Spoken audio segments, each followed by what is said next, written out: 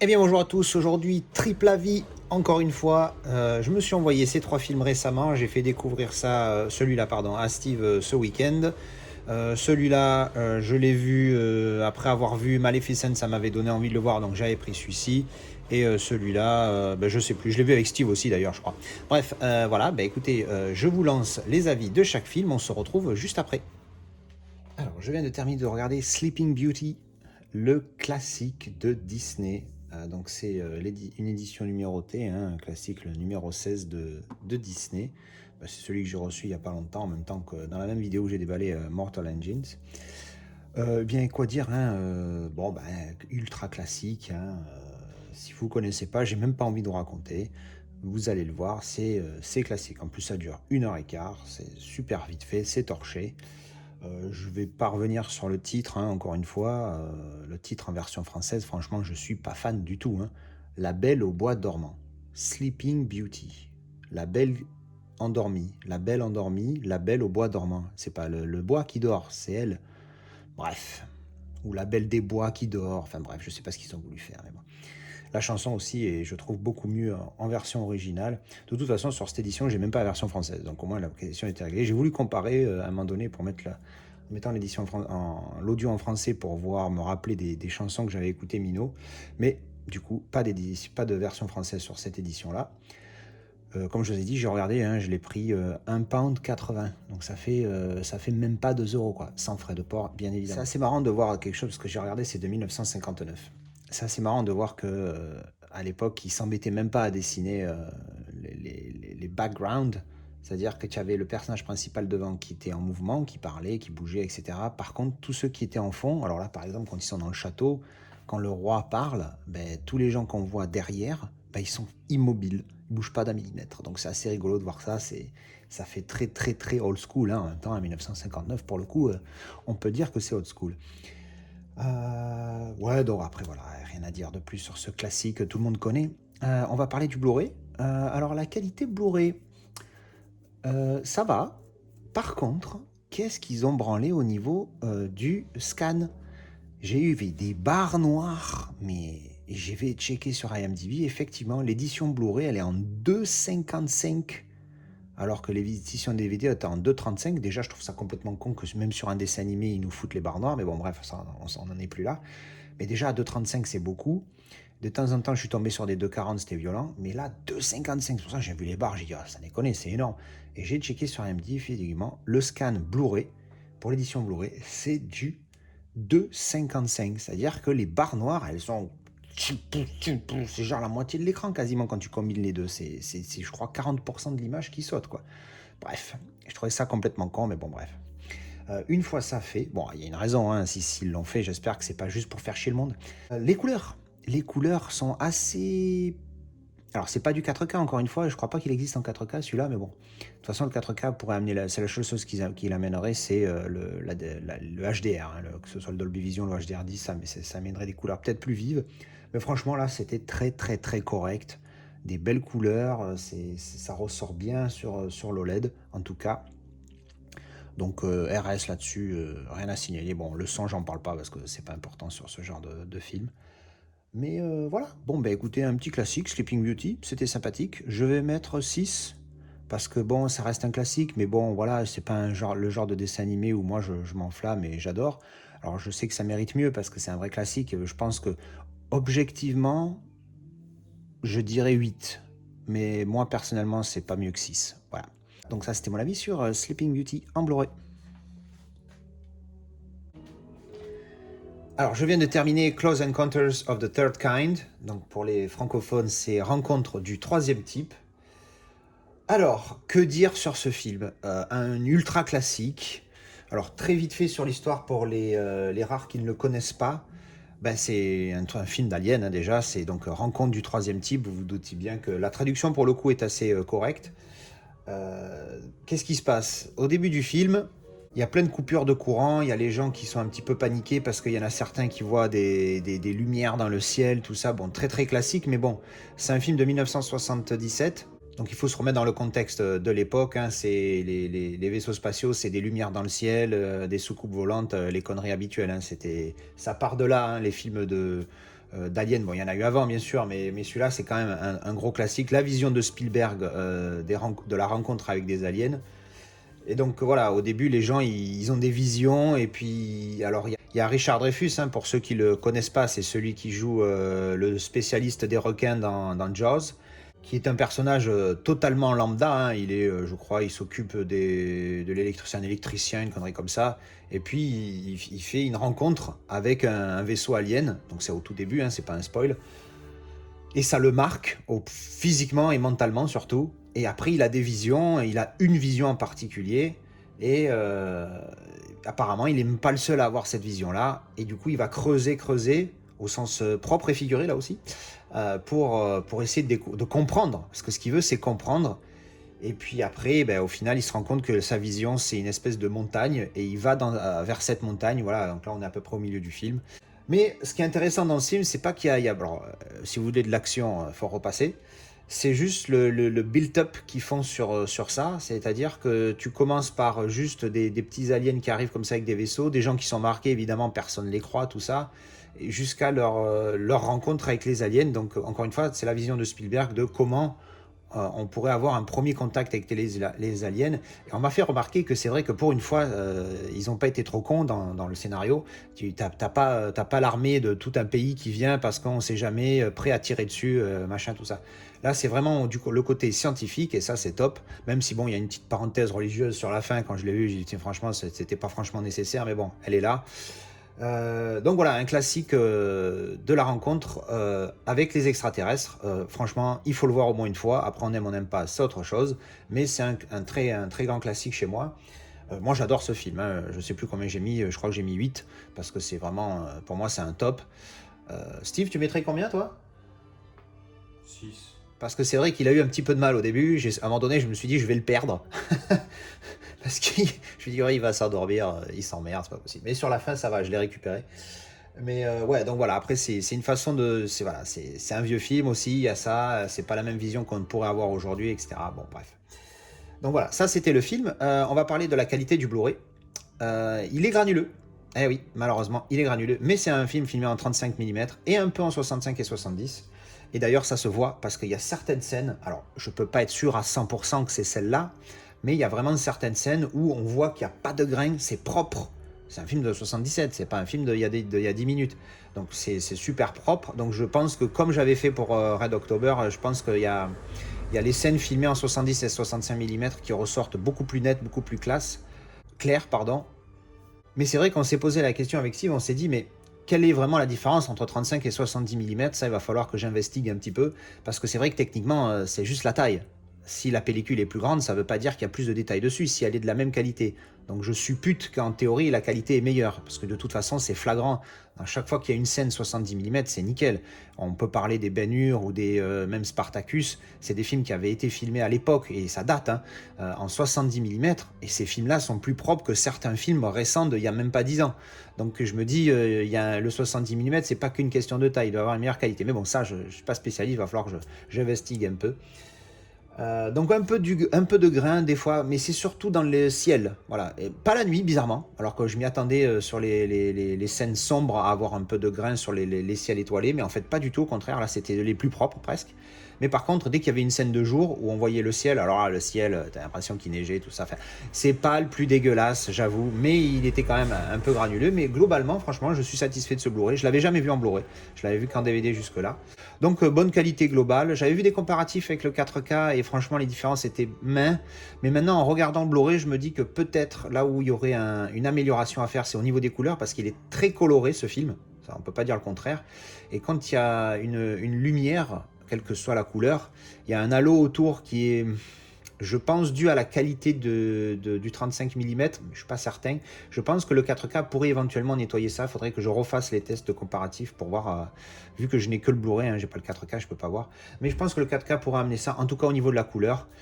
Ça pourrait être un plus. Voilà, donc ça c'était mon avis pour Close Encounters of the Third Kind.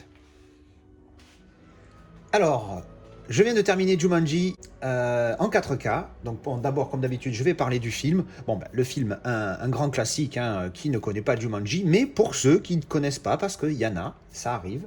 Grosso modo, qu'est-ce que c'est l'histoire? Donc ça se passe dans les années en 1969. il y a un gamin qui trouve un jeu, Jumanji, avec la boîte comme ça. Et en fait, ce jeu se révèle être un jeu extrêmement réaliste, parce qu'à chaque fois qu'ils jouent, ils ont une tâche à faire, une tâche à effectuer. Et sauf que cette tâche, elle se passe dans la vraie vie. C'est-à-dire que s'il jette les dés, il y a un truc qui dit, bon, ben, il va y avoir un tremblement de terre et il faut y survivre. Et ben, en gros, il va se passer un vrai tremblement de terre. En fait, ça reproduit ce que dans le jeu, ça se passe dans la vraie vie. Sauf que un des premiers trucs qui se passe quand il joue, il disparaît, le gars. Le petit jeune, il disparaît. Il joue avec une copine à elle, à lui. Il disparaît. Et le jeu s'arrête là. Et on se retrouve 26 ans plus tard. La maison est abandonnée, tout ça. Et d'autres enfants découvrent ce jeu et commencent une partie. Mais en fait, ils pensent commencer la partie, mais ils sont en train de continuer la partie qui avait été démarrée 26 ans plus tôt. Et donc, bon, c'est toutes les mésaventures qui leur arrivent, parce qu'encore une fois, à chaque fois qu'il y a une tâche qui leur sont incombées, ou alors qui leur décombe. Petite référence pour ceux qui connaissent, ils sont obligés de la réaliser dans la vraie vie, et le but c'est de terminer le jeu, donc il y a un petit parcours, et voilà. Et donc il leur arrive plein de mésaventures, et franchement c'est un classique, hein, voilà, c'est vraiment un classique. Pour ceux qui l'ont pas vu, il faut vraiment le voir au moins une fois. Moi je me rappelle avoir vu, ils ont fait un remake avec Dwayne Johnson.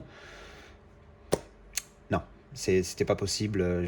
Quand je l'ai vu, c'est pas un mauvais film, mais c'est incomparable avec celui-là. Donc bon, voilà. Bref, donc ça c'était pour le film, un classique à découvrir si vous l'avez jamais vu. Je pense que le film, je vais lui donner un bon. Ah, c'est presque un 8. Hein. Ah, j'hésite, 7-8. Allez, 7,5. 7,5. Allez, voilà, 7,5. Bon, alors ça c'était le film. Maintenant, on va parler de ce qui fâche, parce qu'il est en 4K. Et vous avez compris, je l'ai trouvé dégueulasse. Et pour le coup, je ne suis pas tout seul. Comme je vous ai dit, il y a Steve à la maison. On vient de se le faire tous les deux. Donc on a 2 paires d'yeux. J'ai fait les réglages que j'ai voulu. J'ai tout enlevé. La réduction du bruit, l'ultra résolution, tout ce que vous voulez. J'ai enlevé tous les artefacts qui servent un petit peu à rien. Qui des fois peuvent même endommager l'image. Il est moche. Franchement, c'est une de mes plus grosses déceptions niveau 4K. Alors j'ai lu ici et là que apparemment, ce serait un bon transfert, un bon ce que tu veux. J'ai dit, écoutez. Alors je sais pas, hein, peut-être que ma télé c'est une vraie bouse. Au final, je suis en train de me poser la question parce que je me dis, c'est pas possible qu'il soit aussi moche. Mais bon, Steve est d'accord avec moi. Hein, enfin, je veux dire, il était moche. En plus d'être ultra granuleux, mais des fois il y a du grain, mais c'est du grain fixe, donc ça passe. Mais là, c'est le grain qui il zouk, tu vois le grain. Et du coup, c'est horrible parce que tu vois que ça. Et en plus, s'il y avait ça, mais qu'à côté, le HDR apportait quelque chose d'énorme, ça compenserait. Mais là, c'était dégueulasse, c'était terne comme c'est pas possible. Il a fallu que je monte ma luminosité. J'ai même été jusqu'au maximum, mais même là, ça changeait rien, c'était terne. Les couleurs, pour moi, elles sont assez hautes. Bon, on a essayé des réglages et franchement, voilà, je suis pas tout seul. Des fois, je me dis que c'est moi-même qui ai un problème d'œil ou de réglage, mais enfin, je veux dire, Steve est là, il a témoigné, il m'a dit oui, effectivement, il peut témoigner, effectivement, il est vraiment moche. Et c'est vrai, visuellement, c'est une catastrophe. Hein. Ce que je vais faire, comme d'habitude, je vais mettre le Blu-ray et on va voir tout de suite ce que ça donne.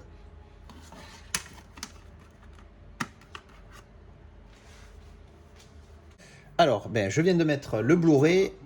Première chose que j'ai remarqué avant que j'oublie, les barres noires qui étaient très faibles sur le 4K, c'est parce qu'en théorie, il est en format 1.85. Sauf que pour le 4K, je pense qu'au niveau du rescannage, ils ont un petit peu crop l'image. Donc il y avait un petit peu des barres noires un petit peu plus épaisses, mais vraiment légères. Et là, sur le Blu-ray, elles sont plus fines. Elles sont vraiment en 1.85.1 pour le coup. Alors, qu'est-ce qu'on a remarqué? Granuleux pareil, mais moins agressif au niveau du grain. Mais malheureusement, et là on voit la différence avec le 4K, les visages, et surtout les visages en gros plan, et les images, ils sont un peu baveux. Voilà, comme dirait Steve, il dit un peu baveux. Moi je dis flou, c'est kiff. C'est vrai que là on voit qu'il y a un travail, il y a une meilleure netteté du 4K, en tout cas une définition plus importante sur le 4K, heureusement, j'ai envie de dire. Hein. Sur le 4K est donc mieux, mais malgré tout, pour moi, ça reste une grosse déception. Hein. Je sais pas, limite j'ai envie de me le regarder en DVD, voire en VHS, et je me dis bon ben voilà, c'est la qualité que c'est et basta, tu vois. Mais c'est vrai que bon, de nos jours, on s'attend à quelque chose d'un petit peu mieux. Alors encore une fois, je suis pas un professionnel du DNR, tout ça, mais je sais pas si j'ai vu des films qui étaient vraiment DNRés, mais j'aimerais bien voir un bon DNR, un bon travail de DNR qui nettoie un petit peu ce grain, sans que ça devienne des poupées de porcelaine, parce qu'il paraît par exemple Terminator 2, il paraît que c'est un scandale. Alors je l'ai pas vu, je peux pas juger. Mais je veux pas que ça dénature trop le film, mais je veux quand même que ça soit plus propre personnellement. Trop de grains, c'est vraiment moche et là il est baveux. Donc le 4K est meilleur, mais franchement, ça vaut vraiment pas le coup. N'investissez pas dedans, je vous recommande pas. Petite précision au niveau du son, encore une fois, vous savez que je ne suis pas ultra équipé niveau son, je suis qu'en 5 points Dolby Digital, mais franchement, ça envoie la patate. Quand il y a la horde d'animaux qui débarquent dans la baraque, qui cassent tout, ou même au niveau tremblement de terre, ça envoie le bousin, le subwoofer est bien sollicité et ça envoie du sale et c'est pas mal. Donc voilà, ben c'était mon avis sur Jumanji, un super film, mais déception pour moi au niveau du 4K, malgré ce qui se dit, ben écoutez, moi de mon visionnage et de mes réglages différents pour voir si ça venait pas de là, j'ai pas pu faire mieux que ce que j'ai vu et je suis extrêmement déçu, mais bon, c'est comme ça. Il y en a des mieux, il y en a des pires, non, parce que c'est une de mes plus grosses déceptions, j'avoue. À l'inverse d'autres films qui ont un transfert magnifique, mais bon, bref, ça c'est autre chose. Genre pour moi, Forrest Gump, ça reste au-dessus, quoi. Pourtant, le film est de la même année, je crois. Ils sont de 80. Non, Forrest Gump 94, celui-là 95, donc c'est la même. Forrest Gump est magnifique, est superbe. Je me dis, ça, c'est un vrai transfert 4K qui vaut le coup. Et par contre, là, je suis déçu. Voilà, donc ça, c'était mon avis pour Jumanji, premier du nom. Et voilà, donc ça c'était mon avis sur ces trois films-là, leur qualité et l'histoire du film. Alors encore une fois, ce n'est que moi, hein. Après chacun peut avoir des avis différents et je suis content d'en parler dans les commentaires. Je vais vous remontrer vite fait les steelbooks, juste parce qu'on aime bien les steelbooks sur cette chaîne, donc on vous remonte le steelbook Close Encounters avec un effet cadre embossé sur le titre. Bon, il avait morflé ici, hein, je l'avais acheté pas super cher, mais en dehors de ça, il est en bon état. Hop, l'intérieur, il y a une photo, mais elle est très floue. Et voilà. Sleeping Beauty, bon, ben, la boîte était pétée, du coup je l'ai viré. Et de toute façon, j'allais pas le garder en boîte, celui-ci. Il part dans la grosse mallette. Et bon, Jumanji, hein, je vous renvoie à la vidéo que j'ai publiée récemment, la version ultra embossée, débossée, qui est magnifique. À l'intérieur, il est pas mal. Et bien voilà, c'était mon avis sur ces trois films. Merci d'avoir regardé et à la prochaine. Ciao, ciao, ciao. Alors un petit message rapide, j'étais en train de monter la vidéo dans laquelle je parle de mon avis de Jumanji et en fait quand je passe, comme je fais souvent, je mets le Blu-ray après avoir vu le 4K pour faire un comparatif. Sauf que en général je laisse tourner la caméra et vu que là j'étais pas tout seul et que j'étais avec Steve, on a eu des petits échanges pendant le test du visionnage du Blu-ray standard. Et je me suis dit que ça pouvait être sympa de vous le laisser en mode brut. Alors j'ai cut hein, là où on parle pas, parce que ça sert à rien. Puis en plus je vais me faire striker si je diffuse des images du film. Donc voilà, je me suis dit que ça pouvait être sympa. Donc je vous envoie ça là. C'est un petit bonus comme ça. Je me suis dit que ça pouvait être sympa de vous montrer comment on a échangé pendant ça, même si c'est très bref. Voilà, j'ai trouvé que ça pouvait être cool. Je vous envoie ça tout de suite. Et ce que je me dis, c'est qu'effectivement, peut-être que ça vient de mes réglages. Mais à ce moment-là, comment ça se fait que les autres films passent bien? Ouais. Mais comment quelqu'un, enfin, je veux dire là, je discutais avec des mecs. En plus, Sony, c'est vrai que tu l'avais dit, j'y pensais plus.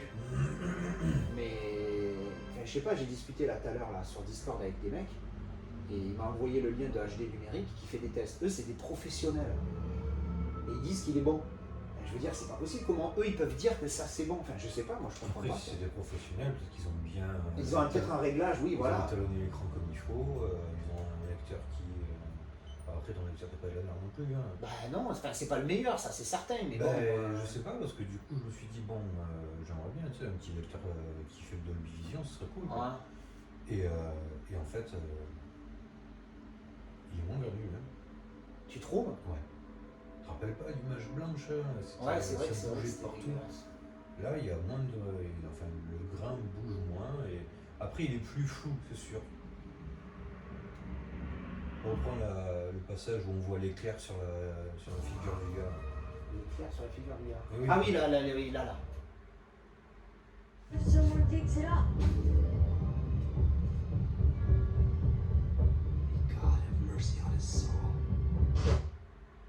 Putain, j'ai chaté. Ouais, 2 fois.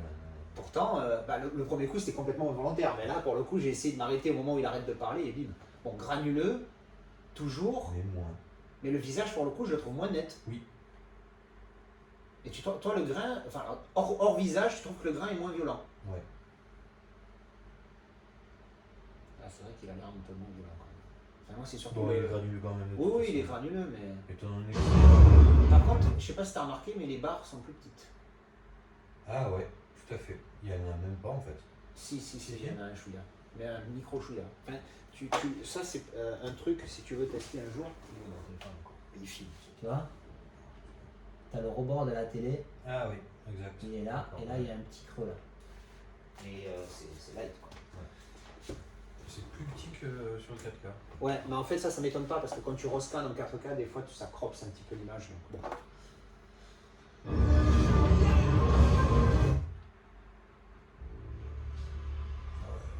Baf quoi. Ouais, il est plus net au niveau de la définition. Ouais.